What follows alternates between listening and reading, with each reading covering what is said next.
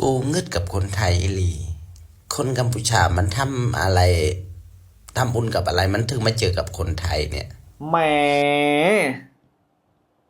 คำเนี้ยน่าจะเป็นคนไทยมากกว่านะที่ควรพูดไทยไม่ได้ไปเข้าไปขอทานที่เขมรไม่ได้แห่ไปของานที่เขมรทำไม่ได้ไปสร้างความโดดร้อนให้คนเขมรแต่คนเขมรน่ะแห่มาขอกินแห่มาขอทานที่ประเทศไทย เนี่ยคนเขาหน้าด้านหน้าทนนะทุกคนนะเอออยู่ๆก็บอกว่าเขมรนี่ทำบุญด้วยอะไรทำไมมาเจอคนไทยนะประเทศไทยไม่เคยเข้าไปสร้างความวุ่นวายให้คนเขมรนะเขาให้แผ่นดินทำการทำงานให้เข้ามาพึ่งพาอาศัยที่ประเทศไทยนี่บุญวาสนาของพวกเองน่ะ มีเยอะแยะมากมายแค่ไหนแล้วแต่ไม่เคยสำนึกบุญคุณแต่มาใส่ร้ายว่าคนเขมรทำบุญด้วยอะไรถึงมาเจอกับคนไทยเนาะประเทศตัวเองนะครับเข้ามาของานทำเข้ามาขอทานที่ไทยจนทำให้ประเทศไทยเนี่ยเสียภาพลักษณ์นะทำให้ไทยนี่ย่ำแย่ในเรื่องภาพลักษณ์ นะแต่คนเขมรนะครับไม่เคยมองเห็นในเรื่องนี้แถมยังบอกอีกว่าคนเขมรน่ะไม่เคยเข้ามาขอทานที่ไทยนะหูยทุกคนเห็นไหมครับนะความน่าน่าทนของคนเขมรมาใส่ร้ายว่าไทยอ่ะไปสร้างความรำคาญให้คนเขมร เออไทยเขาไม่เคยไปยุ่งกับคนเขมรเลยนะมีแต่คนเขมรเนี่ยมาของานทำมาสร้างความวุ่นวายให้ประเทศชาติบ้านเมืองของประชาชนคนไทยนะบางคนนี่เข้ามาไม่พอนะแย่งอาชีพคนไทยนะนี่แหละเขาบอกว่ามีกินมีใช้เพราะประเทศไทยแต่ความสำนึกในบุญคุณผืนแผ่นดินไทยเนี่ยไม่เคยมีในสมองของคนเขมรนะ นี่บางคนนี่โดนจับเพราะแอบขายของแอบเป็นนายหน้านะมาแย่งอาชีพคนไทยอีกจนร่ำรวยมั่งมีสีสุข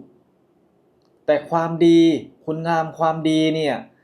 เคยคิดจะตอบแทนผืนแผ่นดินไทยบ้างไหมนะเข้ามาไม่พอนะครับนำสิ่งไม่ดีมาด้วยเนี่ยบางพื้นที่นะอยู่เป็นหมู่บ้านอยู่เป็นกลุ่ม อยู่เป็นชุมชนเลยนะคนเขมรน่ะเนี่ยเคยสำนึกในบุญคุณของประเทศไทยที่ให้ที่สุโขนอนกันไหมคนไทยมากกว่าที่จะไปถามคุณเขมรว่าพวกคุณน่ะเข้ามาทำการทำงานที่ไทยเนี่ยเคยเคารพรักและนับถือประชาชนคนไทยบ้างไหมนะเคยละอายใจบ้างไหมทุกวันนี้เข้ามาขอทานกันเต็มบ้านเต็มเมือง ยังมาด้อยค่าประเทศไทยว่าประเทศไทยนี่ด้อยการพัฒนาประเทศไทยนี่ไม่เจริญเท่าเขมรนะอินฟลูเอนเซอร์ทุกคนนี่ทั้งที่คนเขมรน่ะเข้ามาทำงานที่ไทยและเอาตังค์ไปใช้ที่บ้านนะอยู่ดีคืนดีมาใส่ร้ายป้ายสีประเทศไทยมาหาว่าประเทศไทยนี่ไปกลั่นแกล้งคนเขมรทั้งที่คนเขมรน่ะ มาหาตังค์มาขอทานที่ประเทศไทยนี่เอาไปสร้างประเทศตัวเองนะแต่ไอ้บอยก็ดันมาขิงว่าไทยเนี่ยไม่เจริญเท่าเขมรทั้งที่ประเทศตัวเองอ่ะยังพึ่งพาของใช้ต่างๆนานาของไทยอยู่เลยเนี่ยนะในฐานะแอดมินนะเป็นคนลาวคนหนึ่งนะก็อยากฝากถึงคนเขมรน่ะนะอย่าหน้าทนให้มากนักนี่แหละครับสุดท้ายนะครับ คุณทำอะไรมันก็ได้สิ่งนั้นนะทำไม่ดีมันก็ได้สิ่งไม่ดีทำสิ่งมันก็ได้สิ่งที่แบบนั้นกลับไปนะอย่างที่คนเขมรทุกวันนี้รู้ไหมครับทุกคนคนเขมรทุกวันนี้ตกงานกี่แสนนะเดือดร้อนกันเด็กเล็กเด็กแดงนี่ข้าวไม่มีอันจะกินนะพ่อแม่ก็ต้องไปหากินตามธรรมชาติ ไปหาใบไม้ใบหญ้ามานุ่งมาต้มมาทำกับข้าวให้ลูกให้หลานกิน ก็เพราะพวกคุณทำแบบนี้กับไทยไงนะประเทศถึงไม่เจริญนะก๊อปทุกอย่างลอกเลียนแบบทุกอย่างเอาทุกอย่างที่คิดว่าเป็นของไทยนี่ต้องมาเป็นของเขมรนะแต่ถึงจะเค็มแล้วเค็มอีกก็ไม่เป็นผลเพราะชาวต่างชาติเขารู้นะเขารู้และเขาเข้าถึงวัฒนธรรมของไทยเพราะสังคมโซเชียลไทยนี่เขาเปิดเป็นอิสระนะเปิดเป็นสาธารณะ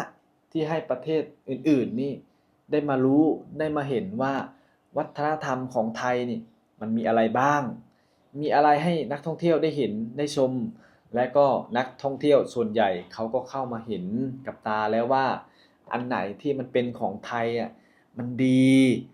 กว่าของกุนคาแมใครเขาจะไปเที่ยวบ้านเหม็นละบอยนะเสด็จพ่อบอยอ่ะการพัฒนายังไม่ทั่วถึงเลยนะนักสแกมเมอร์นักวิชาชีพยังต้มตุนนักท่องเที่ยวอยู่เลยนะมันทำให้คนชาวท่องเที่ยวชาวต่างชาติเนี่ยไม่ไปนะทำไมเขามาเที่ยวไทยดูดิครับทุกวันนี้สนามบินนะทุกสนามบินแตกกระจายเพราะใกล้จะถึงเขาดาวน์ปีใหม่แล้วนะเขามาเที่ยวมากินอาหารไทยอร่อยอาหารที่ขึ้นชื่อที่นานาชาตินี่เขาชื่นชอบนะนี่อยู่ต่างประเทศก็มีร้านอาหารร้านค้าร้านขายของไทยนี่บางที่นะขนาดญี่ปุ่นนะเขายังมาเที่ยวประเทศไทยชื่นชอบอาหารไทยเขายังนำอาหารไทยเนี่ยไปเผยแผ่ที่ประเทศญี่ปุ่นนะส่วนอาหารเขมรทำไมเขาถึงไม่ไปเปิดนะเพราะมันกินไม่ได้ไงนะมันไม่น่าทานอาหารไทยเนี่ยชาวต่างชาติเนี่ยเขากินได้เขาเข้าถึงนะเพราะอาหารไทยมันอร่อยเนี่ยเซเว่นนี่ที่ต่างประเทศนะโอ้โหน้ำพริกนะข้าวสารวัตถุดิบในการปรุงรสอะไรต่างๆนานานี่เขานำไปขายที่นานาชาติกันหมดแล้วนะส่วนสินค้าเขมรมีอะไรบ้างนะก็อยากฝากถึงพ่อแม่พี่น้องที่อยู่ต่างประเทศนะช่วยมาคอมเมนต์หน่อยเคยเห็นอาหารเขมรในเซเว่นในฝั่งโซนยุโรปไหมผมเห็นนะครับชาวไทยคนหนึ่งเขาไปรีวิวนะอาหารเขมรนี่ไม่มีสักอย่างเลยนะส่วนน้ำพริกโอ้โหแกงเขียวหวานนี่ซอสปรุงรสต่างๆนานาของไทยเนี่ยนู่นไปถึงยุโรปกันหมดแล้วเนาะแม้กระทั่งโลกเหนือนะคนเขมรไม่รู้มีคนได้ไปนอนได้ไปสัมผัสหรือเปล่าโลกเหนือประเทศที่กลางวันบ้างกลางคืนบ้างนี่คนไทยเขาไปอยู่เต็มกันหมดแล้วนะเนี่ยไทยเข้าไปทุกที่และคนไทยใจดีพอไปอยู่ที่ไหนนักท่องเที่ยวชาวต่างชาติหรือคนในประเทศนั้นๆน่ะเขาก็ให้ความสนใจและก็ให้ความยอมรับและก็เลยดึงดูดนี่ให้นักท่องเที่ยวนี่หันตัวมาเที่ยวประเทศไทยเห็นไหมเนี่ยคนเข้าใจดีคนเขามีแนวคิดทัศนคติที่ดีๆนักท่องเที่ยวเขาก็อยากมาเที่ยวนะเหม็นนะไปปราบปรามสแกมเมอร์จีนเทาให้หมดก่อนนะนักท่องเที่ยวเขาถึงจะไป